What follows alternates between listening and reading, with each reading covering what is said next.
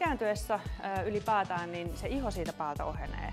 Ja näin ollen sieltä lähtee kuultamaan kaikki se alla oleva tavara läpi, eli lihas ja kaikki verisuonet. Se vähän kreppiytyy ja tavallaan se ihonlaatu heikkenee. Toinen tosi tärkeä tekijä on ikään kuin tämä kyynelura-asia.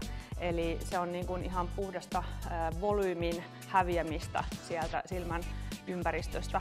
Se on rasvaa, mitä sieltä häviää, ja sitten kun sitä aikaa myöten rasva vähenee, niin käytännössä sinne muodostuu vähän semmoinen kuoppa. Sitten osalla ihmisistä, ehkä ei suomalaisilla niin paljon, mutta ehkä jossain muualla, niin iho saattaa myös pigmentoitua ihan UV-säteilyä ja tällaisten vaurioiden aiheuttamana. Siihen saattaa ihan kertyä myöskin pigmenttejä. Eli jos sulla on tummat silmälaluset, niin mä suosittelen, että sä meet keskustelemaan ammattilaisen kanssa, koska tämä on tosiaan niin monisyinen tilanne, että sitä voi olla vähän vaikea itse hahmottaa, mitä kaikkea juuri sä tarvitset sen asian ratkaisemiseksi.